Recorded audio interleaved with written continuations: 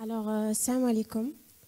Bon, maintenant, on va parler sur les glucides dans les repas. Donc, comment calculer, on utilise quoi pour calculer les glucides dans notre repas? Donc, pour calculer les glucides, donc, il faut identifier les aliments qui contiennent des glucides. Deuxièmement, calculer le taux de carbohydrates ou le taux de glucides dans notre aliment. Donc, calculer les glucides, calculer l'insuline, la dose de correction et le bolus. Je passe. Voilà, directement, pardon. Voilà, donc d'abord, il faut savoir d'où on ramène la quantité ou le nombre de glucides dans notre alimentation ou la ration glucidique des repas. Donc, on utilise des applications disponibles dans notre smartphone. Donc là, on a utilisé l'application, it's a British application, Carbs and Scores. On a aussi l'application de GlucideCheck. Donc, premièrement, on commence par le pain. Donc, on a plusieurs variabilités du pain.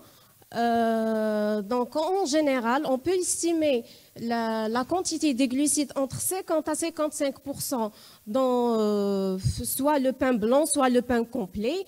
On parle là, on prend l'exemple de la baguette. On a là un tiers de la baguette, à peu près 85 grammes, qui contient 48 grammes de carbohydrates ou des glucides. On prend l'exemple aussi du pain de mie. Une tranche moyenne du pain de mie de 33 grammes contient 15 grammes de glucides. Donc, c'est les pains les plus connus en général. On a là aussi une quiche de 100 grammes contient 20 grammes de glucides et aussi 269 kilocalories. Là, c'est un exemple dessalé. Donc, je peux dire bourek ou samsa, un tiers, 75 grammes, qui contient 23 grammes de glucides, 163 grammes de kilocalories. On a là aussi l'exemple des fast-foods les plus répandus, si je peux dire. Donc, on a 160 grammes de frites qui contient 54 grammes des glucides et aussi 448 kilocalories. 2 tranches de pizza margherita, donc à peu près 170 grammes le poids, et contient 47 grammes de carbohydrates et 432 kilocalories. De calories.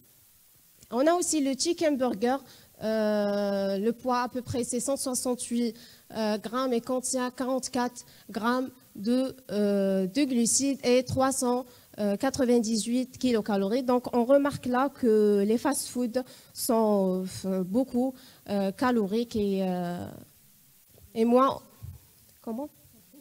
Voilà, sont très énergétiques. Et en lipides surtout. Il faut préciser les lipides. Il y a un certain seuil de lipides, donc le seuil ADAC, on peut ajouter une unité d'insuline. Donc normalement, c'est 40 grammes de lipides. Même pour les protéines, même par rapport aux protéines. Donc pour les protéines, on prend l'exemple des œufs. On a un œuf au plat de 50 grammes, ne contient pas de glucides. Donc pour les calories, c'est par rapport à la quantité des lipides, c'est 115 kilocalories. On a 2 œufs là, forme omelette.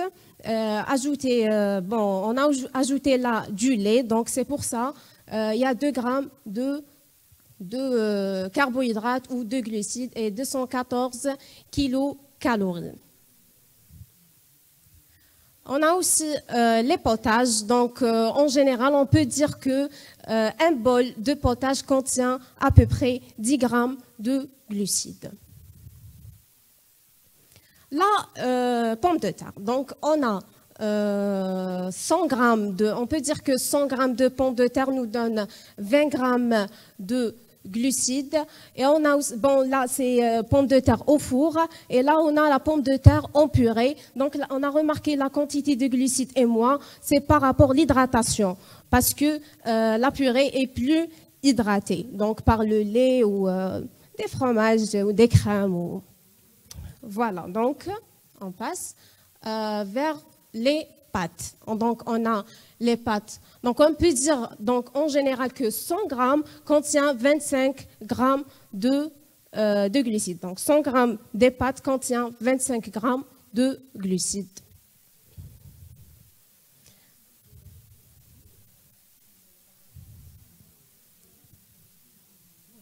Comment?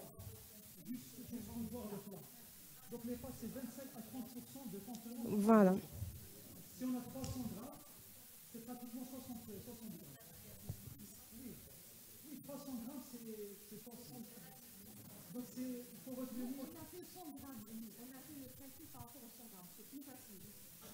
Mais ce qui est consommé en général, c'est 200 et 300. C'est une référence. 100 grammes, c'est une référence. Voilà. 100 grammes, c'est 60 grammes de glucides. 200 grammes, oui. 25, voilà, 25%.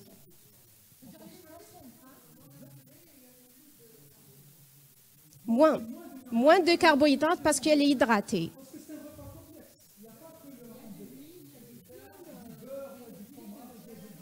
Il y a du lait. Voilà. Il y a 20 grammes. Et la pomme de terre sèche, 40 grammes. À droite c'est la purée et à gauche c'est la pomme de terre sèche au four.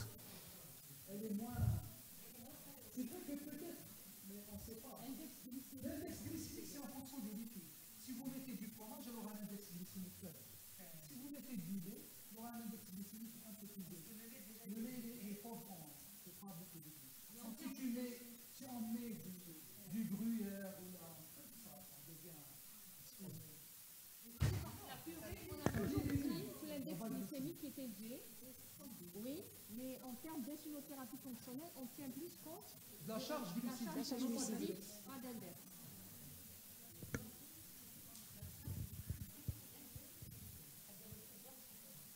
Oui, mais dans la première étape de l'insulothérapie fonctionnelle, c'est la charge glycémique. Pour définir la dose efficace pour sortir du déséquilibre. Après, si on est à ce stade d'expertise, le patient il est bien, il va vous dire le patient. Les docteurs, vous savez, à 2 heures, comparé à 4 heures, j'ai une glycémie qui monte un petit peu. C'est un patient qui est bien équilibré, il est à 7%. On veut le plus dans l'équilibre. On veut le plus. Oui, c'est des objectifs à raffiner avec le temps. Je ne peux pas commencer à avoir un GPP alors que le patient est à 10%. Il faut d'abord voir la charge glycémique, l'équilibrer, voir la dose d'insuline efficace pour son repas. Après, avec la montée à 1 heure, pour passer à 1 heure, pour passer à 2 heures, là, on va agir sur la composition du repas, sur l'activité physique, sur la composition du repas, c'est l'index glycémique. Donc là, on fait intervenir l'index glycémique. Voilà. On se dit probablement la dose, elle est correcte, mais si vous faites un petit 2 heures après, c'est probablement le repas est hyperglycémique. Je dois émousser. On peut intervenir. Pardon. Et aussi, on peut intervenir par la méthode de cuisson. Le temps de la cuisson. Donc, le temps de la cuisson, il augmente, l'index glycémique, il augmente. C'est par rapport aux pâtes et... voilà. Exactement, la fibre alimentaire. Donc, on passe. Donc là, on a un exemple des lentilles, d'haricots blancs et aussi des petits pois. Donc là, on peut dire que on a la quantité de glucides. Donc c'est la même quantité dans tous les assiettes, c'est 100 grammes à peu près. Mais on voit que l'haricot blanc contient plus de glucides, donc 30 grammes. Donc 20 grammes pour les petits pois, pour 100 grammes, et 25 grammes de glucides pour 100 grammes de lentilles.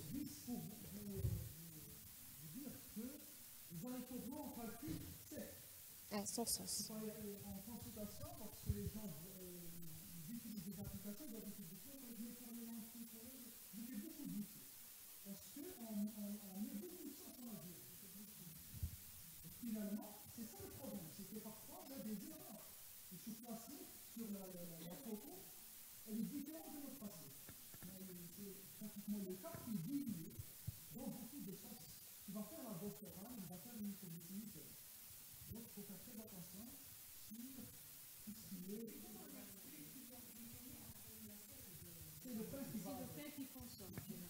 Voilà.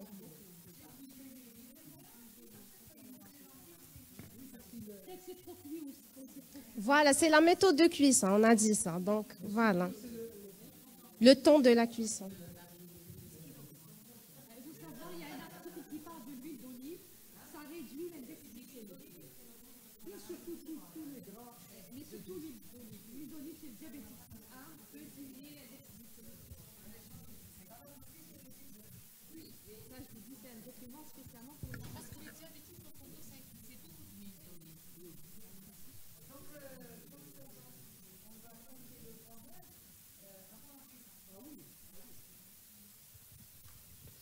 Donc là, pour quelques légumes, donc on a une contrainte. Donc pour les carottes, généralement, c'est une question posée par les diabétiques. Donc, est-ce que je peux manger des carottes? Donc, à votre avis, est-ce que le diabétique peut manger donc c'est 100 grammes de carottes râpées. Donc, est-ce que le diabétique peut manger normalement des carottes?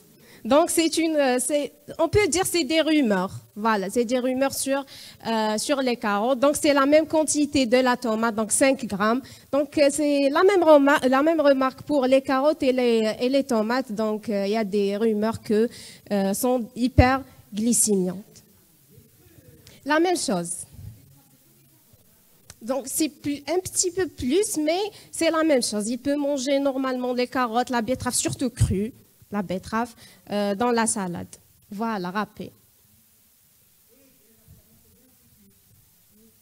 La macédoine, c'est cuite, donc la quantité des glucides, elle est élevée, 20 grammes. Donc, c'est une assiette de 100 grammes. Oui, oui, oui, oui, bien sûr. Oui, monsieur?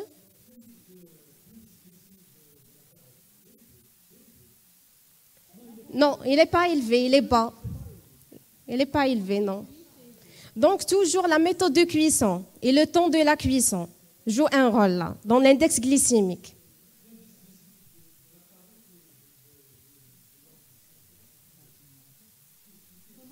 L'index glycémique des carottes et des lentilles. Donc, l'index glycémique des lentilles. Enfin,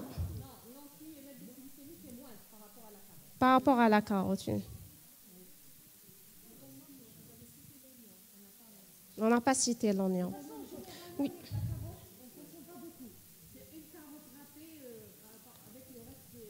Des légumes. Voilà.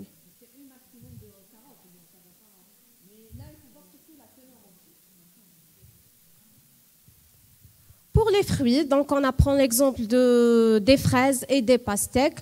Là, 140 grammes de fraises nous donne 9 grammes de glucides et 140 grammes de pastèques, 10 grammes de. Donc on remarque que la quantité de glucides un petit peu moins faible par rapport aux pastèques. De fraises, on peut dire que sont pas caloriques ou sont pas hyperglycémiantes. Mais par rapport à la quantité, toujours.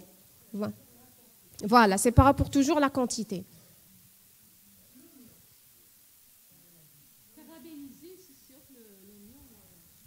Merci. L'oignon n'est pas sucré, c'est-à-dire c'est pas un aliment qui va changer le.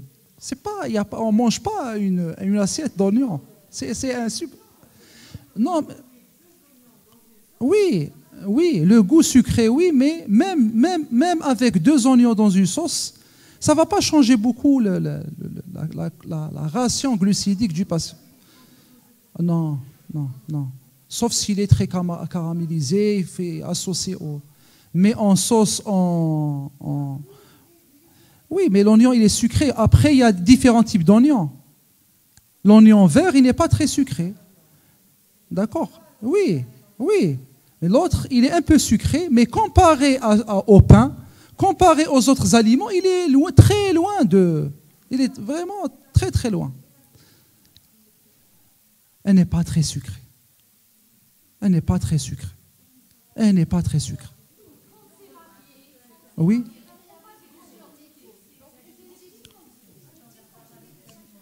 Si, ça existe, ça existe. La pyramide, c'est abandonné, madame. C'est abandonné.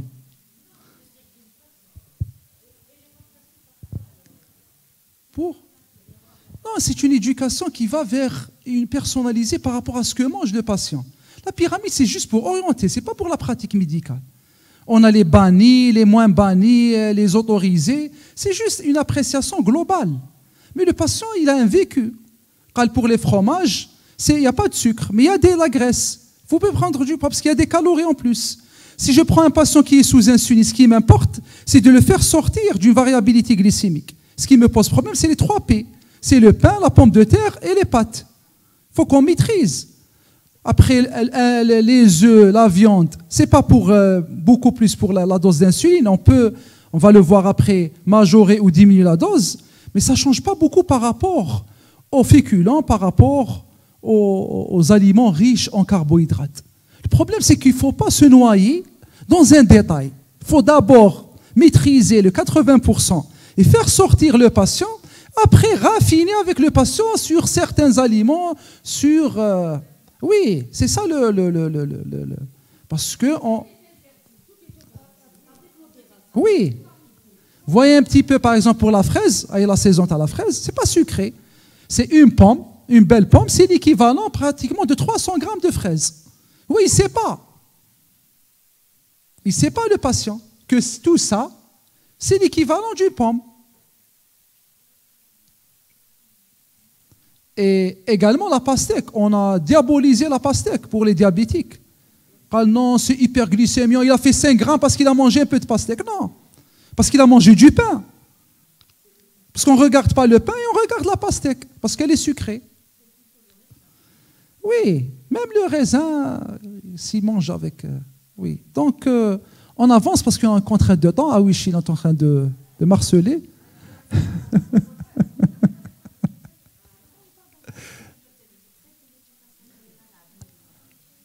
Bien sûr, elle fait l'éducation. Donc finalement, la deuxième question qui se pose, quelle insuline pour une quantité de carbohydrates? Donc, c'est le ratio insuline-carbohydrate. Je prends par exemple la tranche de pizza, 2 tranches, c'est 47, un goulot 50 grammes. Donc comment calculer? On va voir parce que c'est passé par cette étape. L'estimer. La formule, elle est un peu complexe, mais on va la voir, c'est très simple en réalité. C'est l'estimation et l'implémentation. L'estimation, on a vu la règle des 1800, ça la règle des 500, pour avoir une estimation. 500 sur dose totale journalière. Donc si je prends notre patient, 500 sur 76, c'est 7 grammes. Donc une unité couvre 7 grammes. Finalement, s'il mangeait donc les 280 ou les 300 grammes d'œufs, il faut 3 unités. Parce qu'une unité pour 7 grammes. Pour 20 unités, pour 20 grammes, il faut 3 unités. Pour une belle pomme de 20 grammes, il faut 3 unités. Va vous poser ces questions. Il mange un croissant, sbah. Croissant, c'est 25 grammes. 25 grammes, il fait 3 unités. 7 fois 3, c'est 21, c'est à peu près 20, ça couvre les 25. Il faut commencer simple. Il dit oui, mais pour le pain, une demi-baguette, 60 grammes. 60 grammes sur 7, c'est combien? 9, 8, 9 unités. Il saura comment gérer. Même je fais le détail de kinésithérapie sophistiquée, je vais lui donner des outils pour gérer. C'est-à-dire, je peux commencer très simple. Qu'est-ce que vous mangez? Qu'est-ce que le repas qui est? Le couscous du vendredi, je vais l'estimer, parce que le couscous, c'est le vendredi. Chaque vendredi, il le mange. Le patient, il reste 5 ans à déséquilibrer, mais le couscous, c'est le vendredi. C'est le problème. Il y a les... C'est-à-dire, on comprend que c'était un repas déséquilibrant, mais pas pendant 5 ans. Non, même il faut l'évaluer. Il va laisser, il va l'implémenter, il va vous ramener son retour. Vous allez lui dire, mais les 6 ou les 8 ou les 10, ça vous convient? Non, finalement, je reste en hyperglycémie. Qu'est-ce qu'il faut faire? Il faut augmenter jusqu'à arriver à définir. Donc, c'est...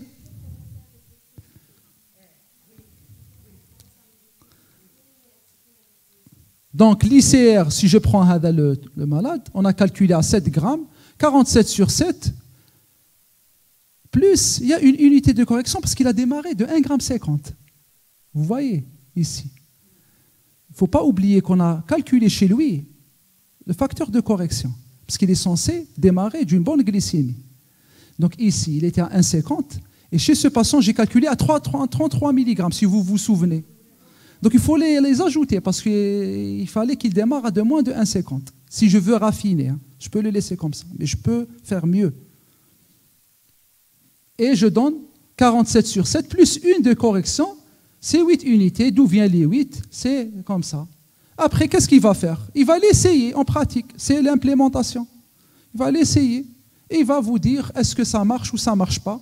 Par exemple, il démarre de 150, il arrive à 200 grammes, à 200 milligrammes. Donc, je dois revoir ma stratégie. Parce que finalement, les 8 unités ne sont pas suffisants. Il y a un delta de combien? Il faut calculer le delta. 50 mg. Donc finalement, il lui fallait combien? Une unité. Une unité de plus. Et je vais refaire le calcul qui m'a la règle de 3, qui m'a le correction factor.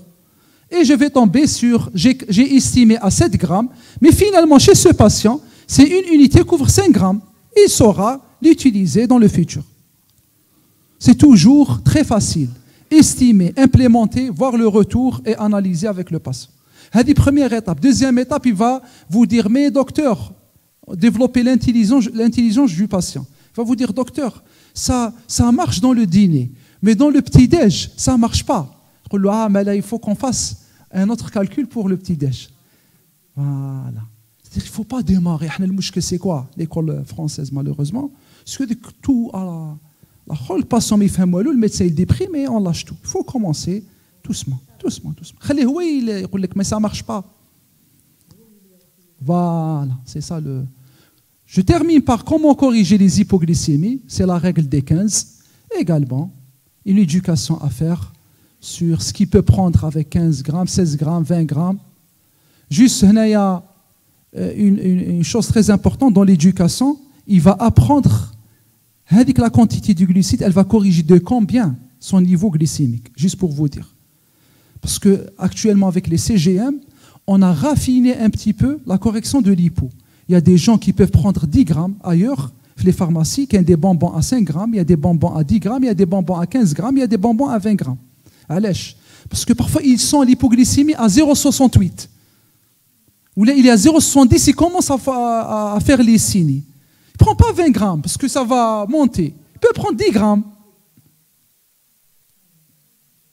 C'est-à-dire, on commence par 20 grammes. Mais on peut raffiner dans le futur. Un DT1 qui fait du sport, il court, après il sent une petite fatigue initiatrice. C'est des prodromes de l'hypo. Il peut prendre 10 grammes. Il n'est pas obligé de prendre une ration glucidique plus importante. C'est de travailler avec le malade, le resucrage et comment il se fait. Parfois, avec 10 grammes, 15 grammes, il s'améliore et on n'est pas obligé de prendre 15-20 grammes. Et expliquer au patient, je termine par ce truc, c'est que parfois le patient, il prend plusieurs aliments et pour lui, c'est le dernier aliment qui a corrigé. Il faut l'éduquer que c'est le premier aliment pris qui a corrigé l'hypoglycémie, non pas le dernier aliment qui va le propulser de 0,5 à 5 grammes. Donc, éducation par rapport au pouvoir hyperglycémiant d'un resucrage. Il va définir pour lui, le docteur, si je suis à 0,70, il me faut 10 grammes. Docteur, pour 0,60, 0,50, il me faut un peu plus pour me resucrer. On peut commencer par 20 grammes. Mais après, on peut voir l'effet de 20 grammes. Là, avec 20 grammes, le docteur, il vient vous voir. Il dit, le docteur, j'arrive à 2 grammes 20, 2 grammes 30. Voilà, il va réduire. On va réduire un petit peu. Et c'est 15 grammes. Il dit, à 15 grammes, c'est bien. Je suis à 1,50. Donc, j'ai évité cette exposition à l'hyperglycémie. Juste pour finir, en conclusion, l'IF, c'est pas que je vais utiliser tous les aspects, tous les outils, tous les items. Je peux, avec chaque patient, personnaliser en fonction de sa motivation, en fonction de ses compétences. Je vais utiliser certains aspects pratiques pour améliorer sa prise en charge. Je vous remercie pour votre attention.